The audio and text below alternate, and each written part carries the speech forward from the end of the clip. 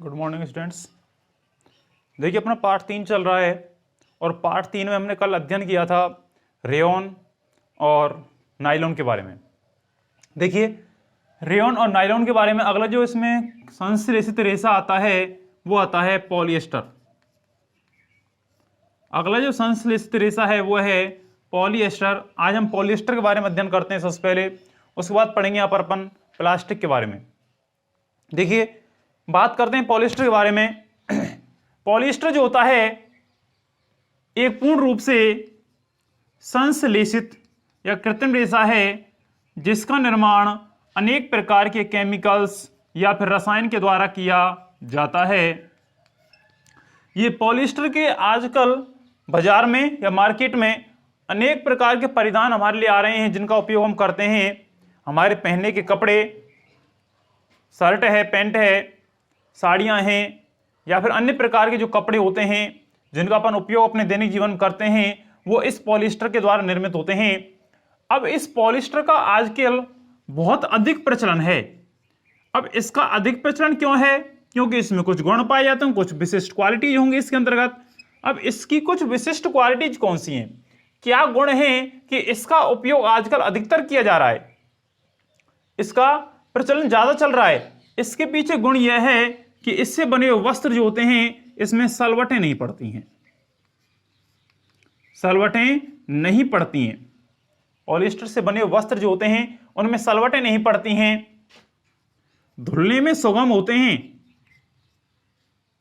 धुलने में सुगम होते हैं। धुलने में सुगम होते हैं। पॉलिएस्टर से बने हुए जो वस्त्र होते हैं इन वस्त्रों में गर्मी हमें कम लगती है। साथ में ही यदि सलवटें पड़ती भी हैं तो हल्की सी इस्त्री करने पर, प्रेस करने पर ये सही हो जाते हैं। पॉलिएस्टर के वस्त्र जो होते हैं चमकीले होते हैं। चमकीले होते हैं, चमक अच्छी होती है पॉलिएस्टर से बने हुए वस्त्रों में। ये वस्त्र जो हैं जो पॉलिएस्टर के रेशों से बने होते हैं इन्हें बहुत महीन रेशों में आसानी से खींचा जा सकता है और तंतुनुमा आसानी से बुन सकते हैं। पॉलिएस्टर में सबसे जो लोकप्रिय पॉलिएस्टर आता है वो आता है टेरिलीन। टेरिलीन सबसे लोकप्रिय पॉलिएस्टर है जिसका सबसे अधिक उपयोग किया जाता है। पेपर में कई बार प्रश्न पूछ लेता है बच्चों आपसे कि सबसे लोकप्रिय पॉलिएस्टर कौन सा है, तो सबसे लोकप्रिय पॉलिएस्टर का अपन नाम क्या लेंगे? टेरिलीन लेंगे। सर्दियों के दिनों में हम अनेक प्रकार के कपड़े पहनते हैं ताकि हमारा शरीर सर्दी से बच सके। जैसे स्वेटर पहनते हैं, जर्सियां पहनते हैं, कंबल वगैरह ओढ़कर सोते हैं अपन, तो ये सारे के सारे किससे बनते हैं? पॉलिएस्टर के द्वारा बने होते हैं। और ये वस्त्र जो होते हैं हमें बिल्कुल प्राकृतिक रेशों के समान दिखाई देते हैं कि ये वस्त्र पूर्ण रूप से किसके बने हैं? प्राकृतिक रेशों के बने हुए हैं। लेकिन वो एक्चुअल में प्राकृतिक रेशों के बने हुए नहीं होते हैं, बल्कि वो किसके बने होते हैं? कृत्रिम रेशों के या संश्लेषित रेशों के बने हुए होते हैं। और इसी में एक पॉलिएस्टर आता है, इसका नाम है एक्रिलिक। एक्रिलिक एक्रिलिक रेशा होता है जिसके द्वारा ये सारी वस्तुएं बनी होती हैं सर्दियों की। ये संश्लेषित रेशे जो होते हैं अधिक टिकाऊ होते हैं जिसके कारण इनका सबसे अधिक उपयोग किया जाता है। चलिए अपन ने काफी अध्ययन कर लिया, रेयॉन का किया, नायलॉन का किया, पॉलिएस्टर का किया। इनमें गुण भी होते हैं, सलवटें नहीं पड़ती हैं, चमकीले होते हैं, मजबूत होते हैं, धुलने में सुगम होते हैं, और भी कई क्वालिटीज इनकी होती हैं। लेकिन एक चीज मैं आपके पहले ही बता चुका हूं कि यदि किसी वस्तु में कोई गुण है तो उसमें अवगुण भी अवश्य होते हैं। तो बात यह आती है कि संश्लेषित रेशों का अपन जब ज्यादा से ज्यादा उपयोग कर रहे हैं लगातार, तो इनका कोई ना कोई उपयोग के पीछे कोई ना कोई हानि भी होगी। तो बात यह आती है कि संश्लेषित रेशों का उपयोग करने से हमें हानि क्या होती है? संश्लेषित रेशों से हमें हानि क्या होती है? देखिए संश्लेषित जो रेशे होते हैं ये रसायनों से बने होते हैं। किससे बने होते हैं? रसायनों से बने होते हैं, केमिकल से बने होते हैं।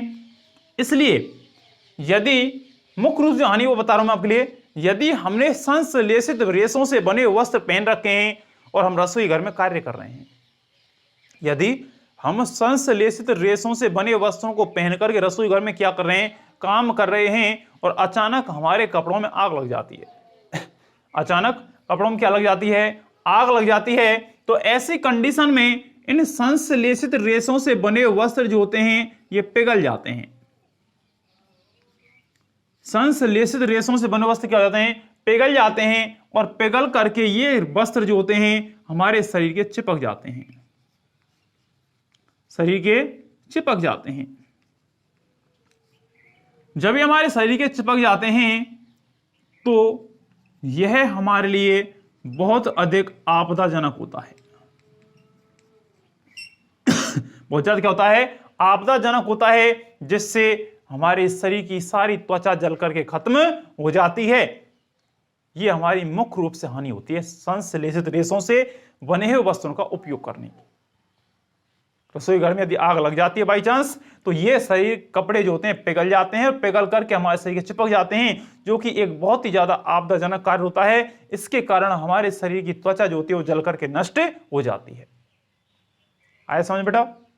आगे बात करते हैं। देखिए दूसरी हानि क्या होती है संश्लेषित रेशों से। देखिए संश्लेषित रेशों से बने वस्त्र जो होते हैं इनमें जल अवशोषण की क्षमता बहुत कम पाई जाती है। ये तो पहली हानि हुई। दूसरी होती है इनमें जल अवशोषण की क्षमता बहुत हल्की होती है, जल अवशोषण की क्षमता कम होती है इनकी। जब जल अवशोषण की क्षमता इनकी कम होती है तो इसके कारण ये पसीना को नहीं सोख पाते हैं गर्मियों के दिनों में। गर्मियों के दिनों में जब शरीर में पसीना आता है तो पसीना को नहीं सोख पाते हैं, जिसके कारण ये कपड़े जो होते हैं शरीर के चिपक जाते हैं, शरीर के चिपक जाते हैं, क्योंकि जल का अवशोषण नहीं कर पाते हैं, पसीने को सोख नहीं पाते हैं, जिसके कारण ये कपड़े जो होते हैं हमारे शरीर के चिपक जाते हैं। तो ये भी इनकी एक क्या होती है, हानि होती है संश्लेषित रेशों से बने हुए कपड़ों की। संश्लेषित रेशों से बने हुए वस्त्र जो होते हैं, इन वस्त्रों को यदि अपन जलाते भी हैं, बाई चांस कपड़े अपन के काम आ जाते हैं, उसके बाद यदि अपन जलाते हैं, वो नष्ट करते हैं, तो उस समय इनसे हानिकारक धुआं बाहर निकलता है, जिससे पर्यावरण प्रदूषण होता है। और धुआं क्यों निकलता है बाहर? क्योंकि किसके बने होते हैं, केमिकल्स के बने हुए होते हैं। नेक्स्ट बात करें कि संश्लेषित रेशों से बने हुए जो रेशे जो होते हैं, कपड़े जो होते हैं, इनकी विशेषताएं क्या होती हैं। देखिए चिरस्थायी होते हैं, टिकाऊ होते हैं, आर्थिक दृष्टि से सस्ते होते हैं, साथ में ही इनका उपयोग प्रत्येक व्यक्ति कर पाता है, क्योंकि ये हमारे लिए सस्ते मिल जाते हैं, इसलिए टिकाऊ होते हैं, चिर स्थायी होते हैं, आर्थिक दृष्टि से लाभप्रद होते हैं क्योंकि सस्ते मिलते हैं हमारे लिए, शीघ्र सूख जाते हैं, सूखने में अधिक समय नहीं लेते हैं, ये कपड़े आसानी से क्या हो जाते हैं, सूख जाते हैं, हल्की सी धूप निकलती है उसमें सुखाने पर ही आसानी से सूख जाते हैं, गर्मी कम लगती है इनमें। ये थी आपकी संश्लेषित रेशों की बात। संश्लेषित रेशों के बाद में अगली चीज आती है इस पाठ में, प्लास्टिक। देखिए पेपर में प्रत्येक वर्ष इस स्थान से या प्लास्टिक से एक प्रश्न अवश्य आता है। देखिए प्लास्टिक की जहां तक बात करें तो हमारे दैनिक जीवन में काम आने वाली अनेक प्रकार की वस्तुएं, आज आप अपने घर पर देखिए अनेक प्रकार की वस्तुएं ऐसी हैं जो हमारे दैनिक जीवन में काम आती हैं, और वे वस्तुएं किसकी बनी होती हैं, प्लास्टिक की बनी होती हैं। आज अपन घर पर एक छोटी सी वस्तु से लेकर बड़ी वस्तु को देखते हैं तो अधिकांश वस्तुएं प्लास्टिक की बनी नजर आती हैं। बाल्टी है, मग है, या फिर रसोई घर में काम आने वाले अनेक प्रकार के बर्तन हैं, बिजली के उपकरण हैं, या फिर और कई प्रकार की वस्तुएं ऐसी होती हैं घर में, घरेलू वस्तुएं जो प्लास्टिक की बनी होती हैं। उनके निर्माण में कहीं ना कहीं किसी प्रकार से प्लास्टिक का उपयोग किया जाता है। तो देखिए प्लास्टिक भी एक प्रकार का बहुलक होता है, अर्थात इसे भी पॉलीमराइजेशन अर्थात बहुलकीकरण की प्रक्रिया के द्वारा बनाया जाता है। बहुलकीकरण की प्रक्रिया के द्वारा इसका निर्माण किया जाता है, अर्थात छोटी इकाइयां जो होती हैं, सॉरी जो यूनिट्स होती हैं, उनके संयुक्त होने से बड़ी यूनिट्स के बनी इकाइयों का निर्माण होता है, पॉलीमर्स बनते हैं और उस प्रक्रिया के द्वारा प्लास्टिक का निर्माण होता है। अर्थात छोटे छोटे अणु समाहित होकर के बड़े उच्च अणुभार वाली संरचना बनाते हैं और ये बड़ी उच्च अणुभार वाली संरचना क्या कहलाती हैं? प्लास्टिक कहलाती हैं। ये प्लास्टिक्स जो होते हैं ये भी अनेक प्रकार के रसायनों से निर्मित होते हैं, लेकिन प्लास्टिक का एक विशेष गुण होता है कि वजन में हल्का होता है, चिरस्थायी होता है, टिकाऊ होता है, आर्थिक दृष्टि से लाभप्रद होता है। इसलिए आजकल हमारे समाज में, हमारे घरों में इस प्लास्टिक का अधिक से अधिक उपयोग किया जाता है। प्लास्टिक का निर्माण अनेक प्रकार रसायनों के द्वारा किया जाता है, मैं आपको बता चुका हूं पहले भी। लेकिन इन प्लास्टिक के निर्माण में इन रसायनों के मध्य में तिर्यक बंध बनते हैं। क्या बनते हैं? तिर्यक बंध बनते हैं, क्रॉस बंध का निर्माण होता है। ये प्लास्टिक जो होता है दो प्रकार का होता है। कितने प्रकार का होता है? दो प्रकार का होता है, सुने आप ध्यान से। प्लास्टिक एक होता है थर्मोप्लास्टिक और एक होता है थर्मोसेटिंग प्लास्टिक। थर्मोसेटिंग प्लास्टिक एक है थर्मोप्लास्टिक और एक है थर्मोसेटिंग प्लास्टिक। देखिए, थर्मोप्लास्टिक को ताप सुनम्य प्लास्टिक भी कहते हैं।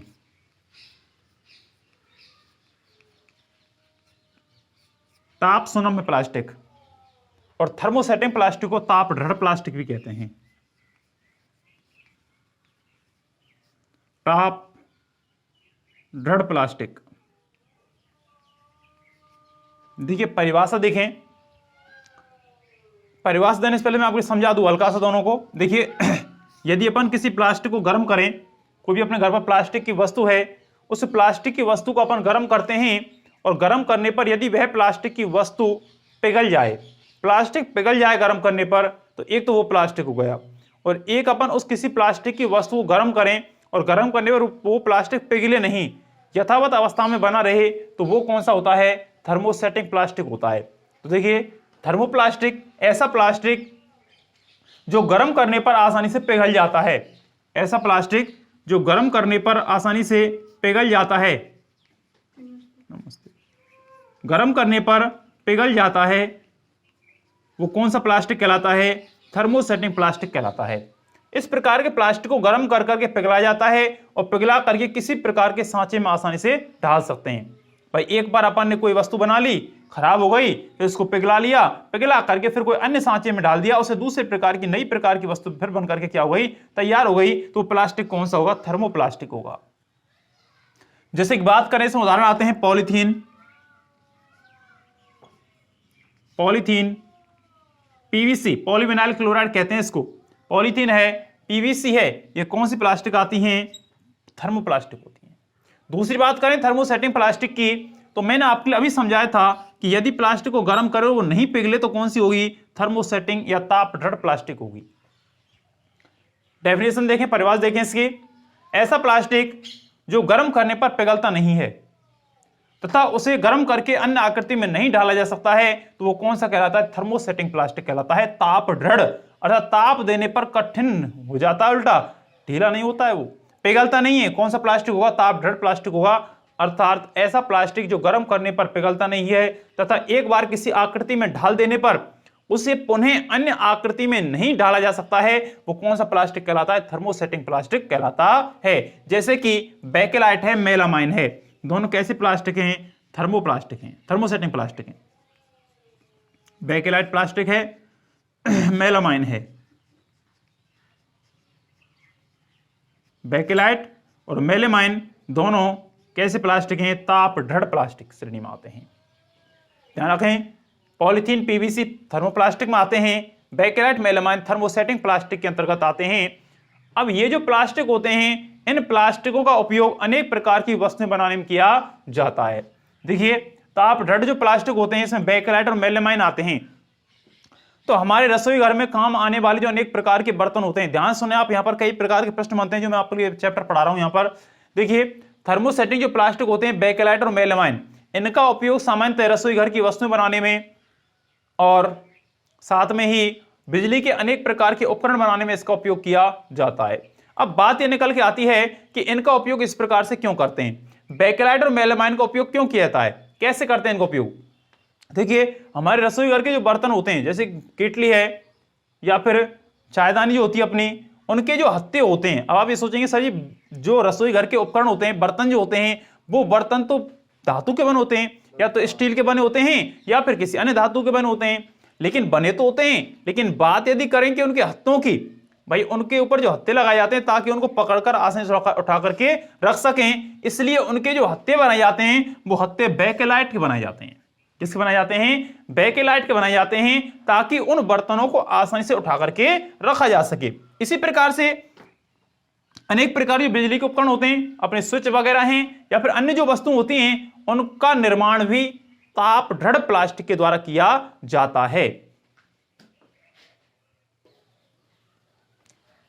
तो उनके निर्माण में किसका उपयोग करते हैं, बेकेलाइट प्लास्टिक का निर्माण उपयोग करते हैं।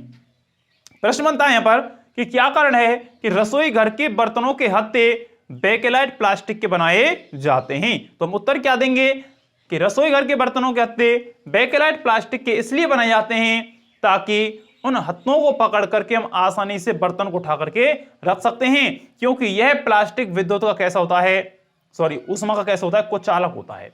ये प्लास्टिक ऊष्मा कैसे होते हैं, कुचालक होते हैं, और गर्म करने पर भी ये प्लास्टिक पिघलता नहीं है, इसलिए इसका उपयोग किस में करते हैं, रसोई घर के बर्तन बनाने में इसका उपयोग करते हैं।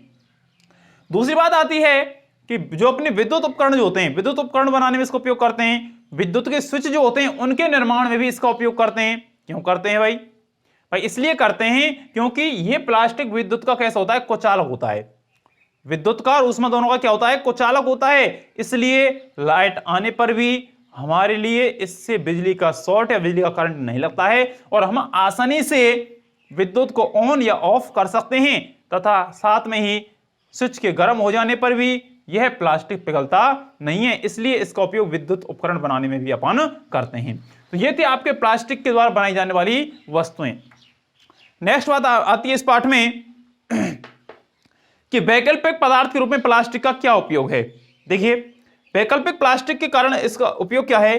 देखिए, प्लास्टिक जो होता है बाहर में हल्का होता है, कीमत में सस्ता होता है, सामर्थ्य अच्छी होती है इसकी, ठीक है ना, सामर्थ्य अच्छी होती है, किसी भी अन्य चीज से क्रिया नहीं करता है, अर्थात अनअवक्रियशील होता है, जैसे कि पानी है, अम्ल हैं, क्षार हैं, आर्द्रता है, वायु है, या वायु की जो नमी पाई जाती है उससे किसी से भी क्रिया नहीं करता है, इसलिए इसका उपयोग अधिकांश किया जाता है। मोटर वाहन होते हैं उनके अनेक प्रकार के पार्ट्स बनाने में इसका उपयोग करते हैं। घरेलू वस्तु होती है उनमें इसका उपयोग करते हैं अपन।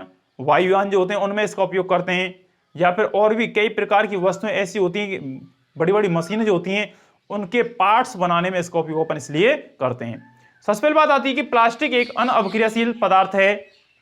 तो देखिए, प्लास्टिक एक अनअवक्रियाशील का मतलब होता है अनअवक्रिया, मतलब किसी भी चीज से अवक्रिया नहीं करता है, अनअवक्रियाशील है, इसलिए इसका उपयोग किस में करते हैं, अनेक प्रकार के बर्तन बनाने में इसका उपयोग करते हैं। अपन अपने घरों पर अचार है, मुरब्बे हैं, तेल है, या फिर अन्य प्रकार की खाद्य सामग्री होती है, उनका स्टोर कहां पर करते हैं, प्लास्टिक से बने हुए डिब्बों में करते हैं।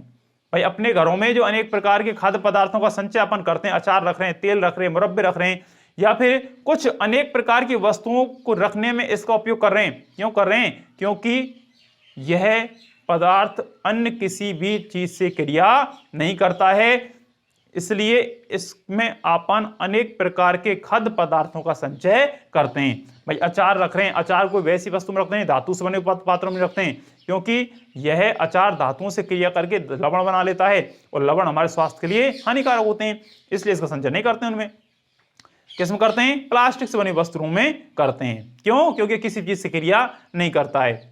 दूसरी बात आती है कि प्लास्टिक हल्का, प्रबल और चिर स्थायी होता है।